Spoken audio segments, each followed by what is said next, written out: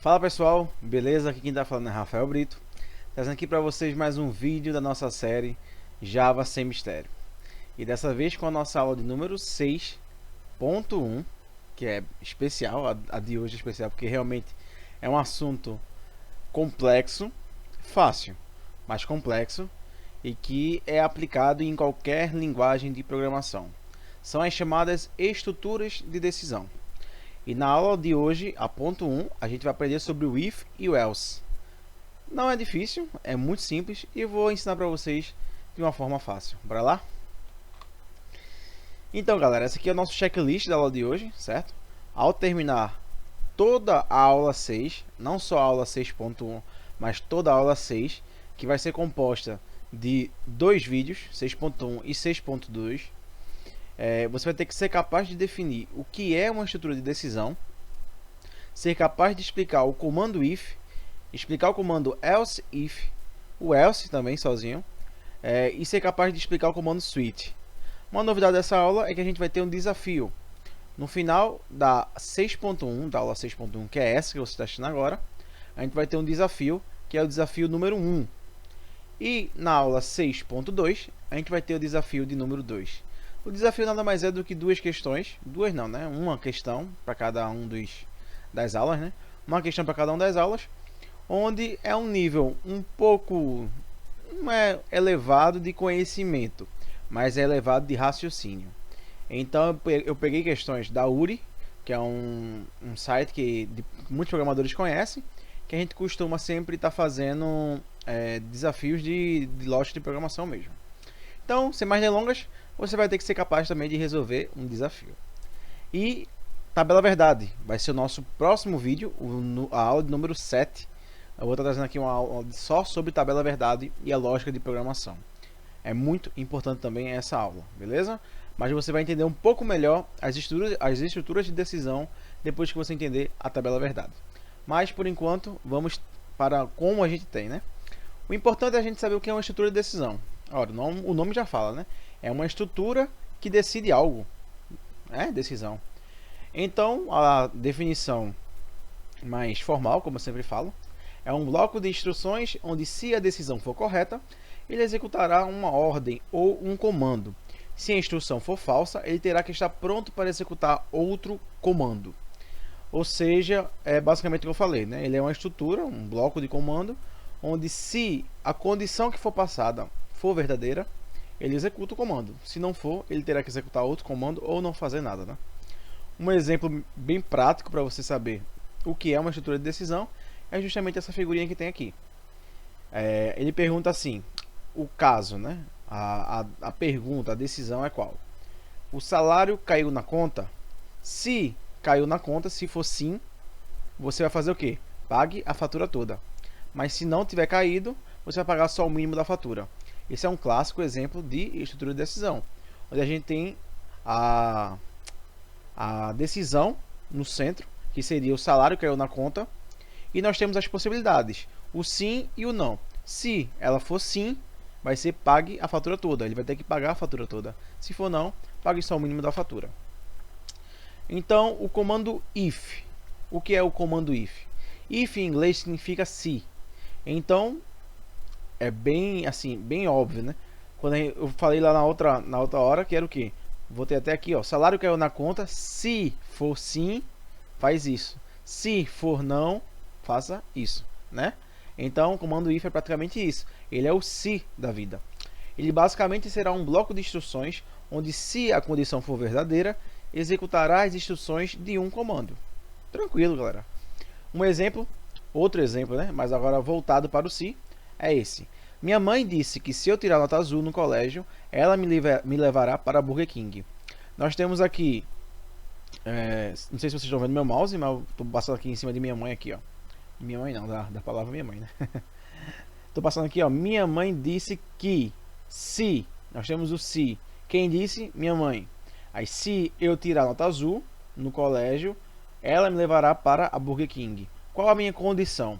Se eu tirar nota azul, né? Se eu tirar nota azul, qual a consequência? A minha mãe vai me levar para a Burger King. Então, basicamente isso. O if é praticamente isso. A estrutura de decisão em si é praticamente isso.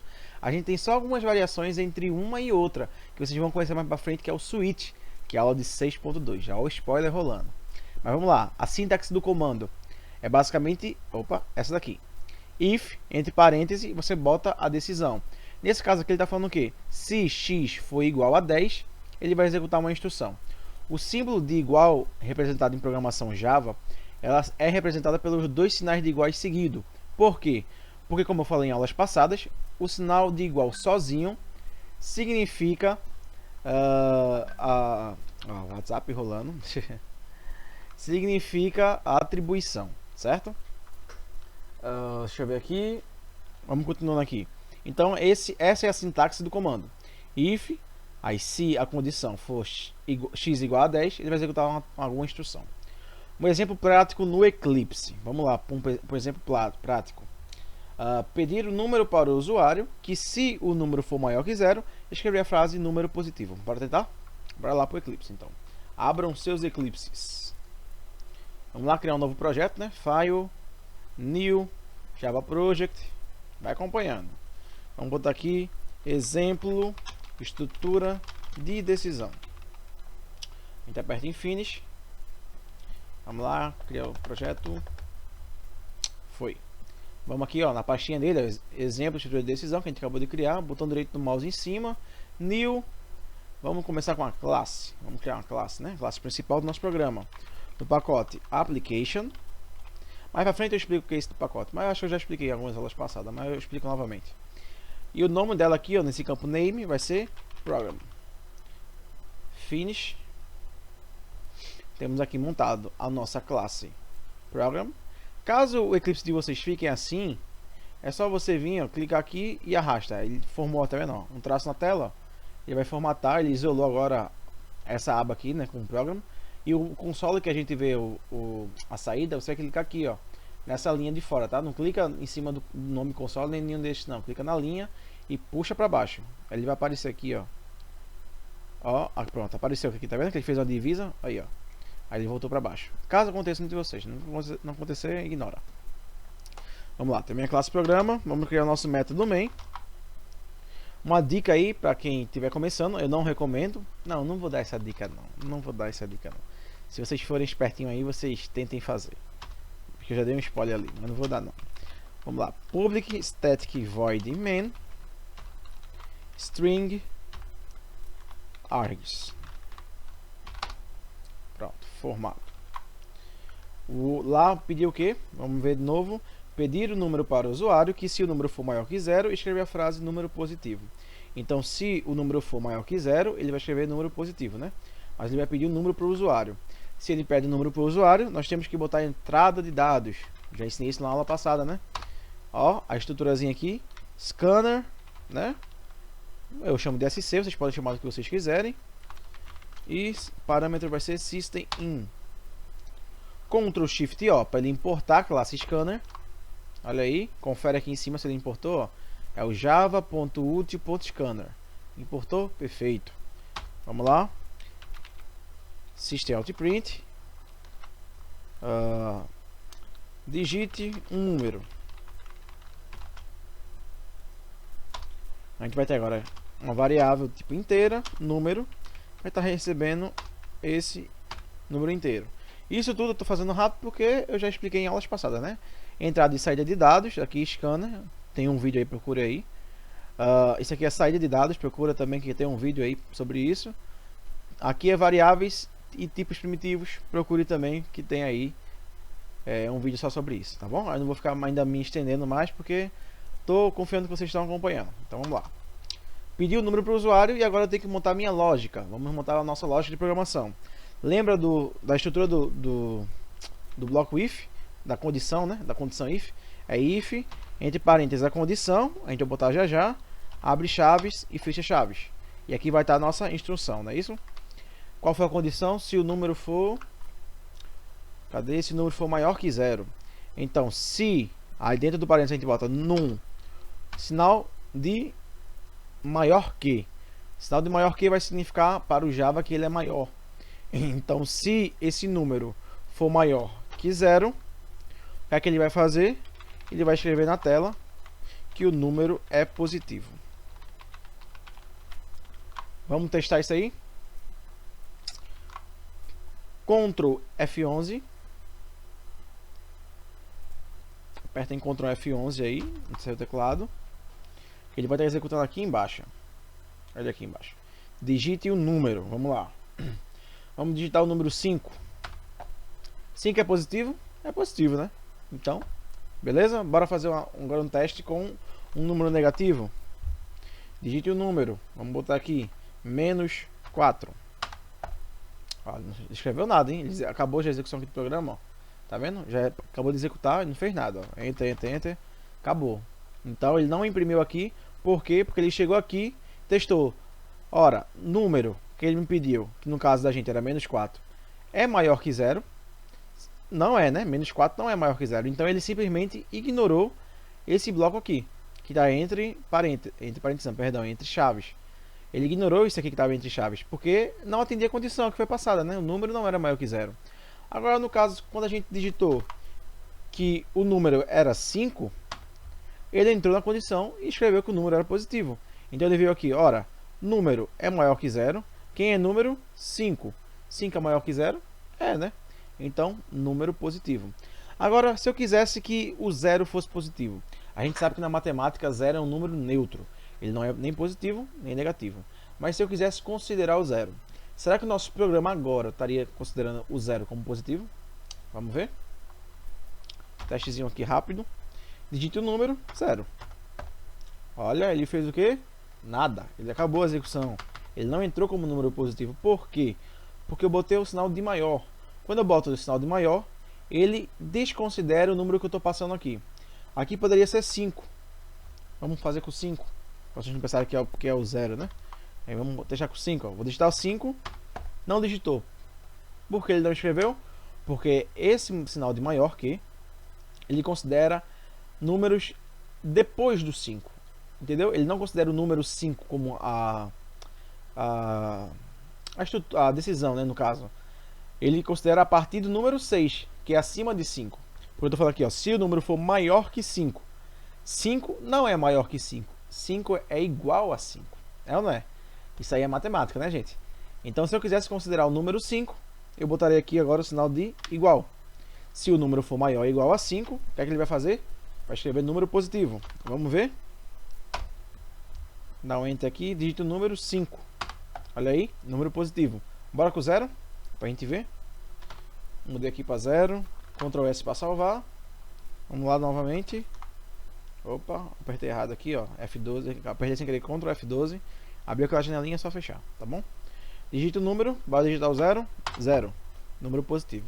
Lembre-se que o 0 não é positivo, 0 é neutro. Isso aqui é só didaticamente falando, tá bom?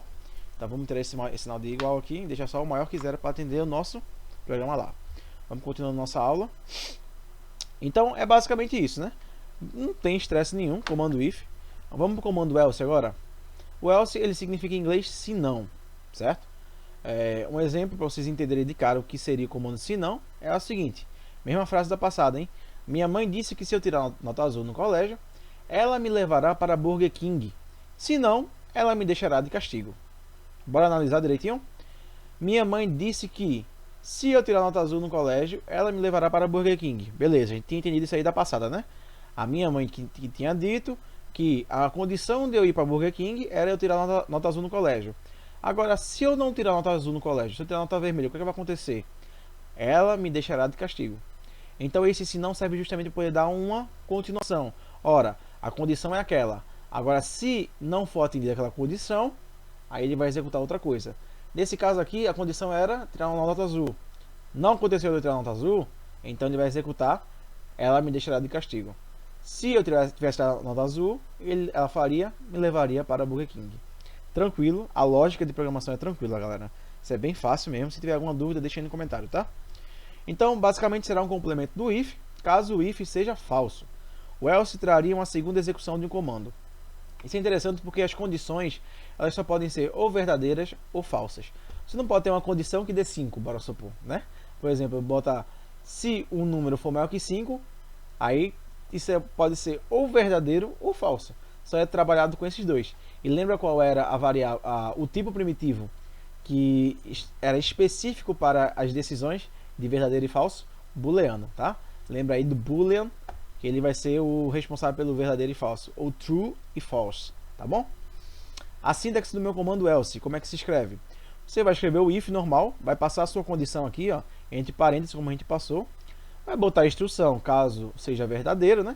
Aquela condição. E após o fechamento da chave do if, você vai botar logo do lado o else. E vai abrir uma nova chave para poder falar que ele vai executar outra coisa. Muito tranquilo. Bora por exemplo. Mais um exemplo prático. Pedir o número para o usuário, que se o número for maior que 0, ó, a gente fez isso aí na passada, hein? Escrever a frase número positivo. Caso ele seja menor que 0, escreva número negativo. A gente já tem praticamente o programa todo pronto. É só a gente pegar agora e implementar o else. Então, se ele for positivo, e for maior que 0, perdão, ele vai escrever número positivo. Mas se for menor que 0, ele vai escrever número negativo. Vamos lá? Vamos lá, aqui já tem, ó, número positivo, maior que 0, ok. Então vamos botar aqui agora, ó. Dou só um enterzinho aqui para ele descer, ó, para não ficar agarrado. Não gosto dele agarrado com a linha de cima, mas isso aí é opinião minha, tá? Vou botar aqui o else. Não precisa de condição, porque o else vai representar a mesma condição de cima, né? Que se a condição de cima for falsa, ele vai estar executando esse else. Então a gente precisa passar uma outra condição, né? Não faz sentido, já que ele é o se não. Então vamos botar aqui agora aqui o que? Número negativo. Perfeito. Ctrl S, vamos executar o programa. Vamos digitar o 5, que a gente tinha digitado outra vez. Continua gravando. Agora foi o Google que resolveu falar, né? Perfeito. Hoje tá incrível. O Google, não falei nada de Google, mas ele se manifestou aqui. Eu botei o 5, ele deu número positivo. Eu vou botar um número negativo. Vamos ver o número negativo aqui, ó. Menos 2. Vamos botar menos 2. Ele deu número negativo. Ou seja, ele veio aqui quando eu botei menos 2. Ele leu, né, o número aqui, ó. Ficou armazenado nessa variável número. Ele veio aqui menos 2. Menos 2 é maior que 0? Não, né? Falso. Menos 2, ele é menor que 0. Então, se isso aqui está falso, a gente vai passar, ó, tem algum, se não tem algum else, tem algum else, opa, achei esse else. Então eu vou cair nele, porque é a condição seguinte. Entrei e executei o que? Número negativo. Tranquilo, né, galera? Agora, e se eu quisesse colocar também o 0? Porque ali no programa, se eu botar 0, ele vai considerar o 0 como número negativo. Veja aí, ó. Número negativo. Só que a gente falou o que anteriormente? Que o 0 ele é neutro. Bora. Como é que a gente vai fazer isso agora? Como a gente vai fazer isso? Vamos ver agora, hein? Finalzinho da aula. Else if é um terceiro comando da estrutura de decisão. O else if, ele é basicamente o Megazord, né? Quem gosta de Power Ranger, ele é o Megazord. Ele é o Pokémon de Jesus evoluído. Ele é basicamente o if e o else juntos. Ele é os dois juntos. Ele é a união dos outros dois que a gente estudou agora. Vamos ver a aplicação dela numa frase em português. Minha mãe disse que se eu tirar uma nota azul no colégio, ela me levará para Burger King. Mas se eu tirar 10, eu ganharei um PlayStation 4. Caso eu tire nota baixa, ela me deixará de castigo. Qual a diferença para as outras duas passadas? Que dessa vez há uma condição, uma segunda condição. Eu tirar 10. Ou seja, se eu tirar 10 na prova, ela vai me dar um PlayStation 4. Não só vai me levar para Burger King, né? Mas agora, veja bem, não é acumulativa, tá? A gente vai fazer, se eu tirar uma nota azul, ela me leva para Burger King. Se eu tirar 10, ela me dá um PlayStation 4. Agora, se eu não fizer nenhum dos dois, eu vou ficar de castigo. Beleza? É basicamente isso. O else if, ele é para dar uma segunda condição, caso a primeira condição seja falsa. A gente vai ver isso com mais calma quando eu botar o exemplo prático, que a gente vai continuar aquele ali que a gente estava trabalhando. Então, quando queremos tratar mais de uma decisão, a gente chama isso de aninhamento de decisões. A gente aninha as decisões. Então, por que aninhar? Porque é justamente isso aqui, ó, na sintaxe do comando aqui embaixo você vai ver. Se x for maior que 10, ele vai executar essa outra instrução. Se não, ou seja, se isso aqui for falso, ele vai cair, opa, cadê o else, opa, bateu um else. Agora esse else tem outro if, ou seja, uma outra condição. Essa condição for falsa, ele caiu aqui e já vem para cá para ver se essa condição aqui vai ser verdadeira. X maior que 5. Ele é maior que 5? Não, não é maior que 5. Então bora procurar outro else. Opa, achei outro else, só que tem outra decisão. X tem que ser maior que zero. Deu certo? Não deu certo. Procura outro else. Opa, achei esse else. Tem alguma outra decisão? Não tem. Então esse else, ele é a negação de todas as outras 3 decisões. Ele só vai ser executado se essa condição for falsa, se essa for falsa e se essa for falsa. Ou seja, se as outras 3 forem falsas, esse else aqui vai ser executado. Ele é tipo o último dos moicanos, né? Ele é o último que a gente recorre. Então vamos para o exemplo prático. Pedir um número para o usuário, que se o número for maior que zero, escreva a frase número positivo. Caso seja menor que zero, escreva número negativo. E caso seja zero, escreva número zero. Então a gente vai acabar resolvendo aquela que eu tinha acabado de falar, né? Aquela questão que a gente tinha comentado naquela hora. Já temos pronto aqui o nosso if. Temos o nosso else, que agora ele vai se transformar num else if, né? Porque é uma segunda decisão. Então, se não, se... Qual é a decisão? Olha, já fica vermelhinho informando que você tem que botar uma decisão. Abre parêntese. Se o número for menor que zero, que é essa decisão daqui de baixo, né? Aí ele vai escrever o quê? Número negativo. Agora, se ele não for nem maior que zero e nem menor que zero, é porque ele é zero, né? Quem é o meio entre o positivo e o negativo? O zero, que é o neutro. Então a gente vai botar aqui o quê? Else sozinho, né? Porque é para negar todas as outras decisões que se passaram aí atrás, né? Else, vamos escrever o quê? System out print número neutro, que o zero é neutro. Vamos testar? Ctrl F11, vamos digitar o 5, número positivo. Ctrl F11, menos 5, número negativo. E o zero, será que vai? Será que vai? Zero, número neutro. Basicamente o que aconteceu aqui foi o seguinte: digitei zero, né? Pediu aqui, digite o número, digitei aqui, ó, o zero. Essa variável passou a ser zero, contei o valor zero, né? Aí caiu aqui, se número ele é maior que zero, não, ele não é maior que zero, ele é igual a zero. Então, pulei isso aqui, não executo isso, pulo para a próxima linha. Cadê meu else? Opa, achei meu else. Só que esse else tem uma outra decisão. Qual é a decisão? O meu número, ele é menor que zero. Zero não é menor que zero. Zero é igual a zero, né? Opa, então eu não vou executar isso aqui. Eu pulo isso daqui e venho para cá. Cadê meu próximo else? Opa, achei meu else e ele é sem decisão. Ou ele é sem nenhuma decisão. Então é justamente ele que eu vou entrar. Por quê? Porque se eu não tenho mais nenhuma decisão, eu admito, né, que essa daí vai ser a verdadeira. Então por quê? Porque essa vai ser a verdadeira? Porque essa foi falsa e essa foi falsa. Então eu caio aqui. É o número neutro, que é o zero. Beleza, pessoal? Vamos ver se tem mais algum slide. É o nosso desafio. Eu espero que vocês tenham entendido o assunto. É só isso, galera. Não tem complicação, é só isso. Se acharam complicado, me avisem aí nos comentários que eu tento trazer de uma forma mais fácil. Mas eu acho difícil de uma forma mais fácil que essa. Com exemplos reais da vida real, do próprio português, que é a interpretação, né? Você tem que ficar de olho no si, no si não. E na própria lógica, que também é bem tranquila, e a sintaxe é bem tranquila também, né, pessoal? Então, vamos para o nosso desafio de número 1. Eu não vou resolver esse desafio, eu vou pedir para que você pause o vídeo, leia esse desafio e tente resolver sozinho.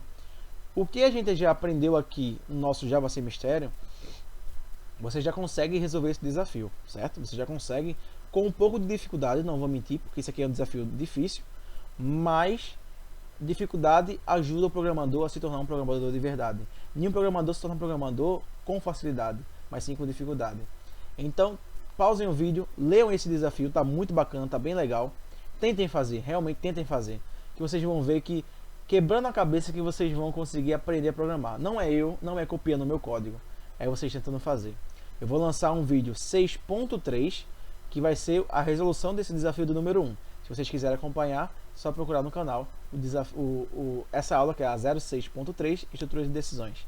Beleza? Meu nome é Rafael Brito, estou ficando por aqui em mais um Java Sem Mistério. Se cuidem, lavem bem as mãos e, se possível, fiquem em casa. Valeu, falou e até mais, galera!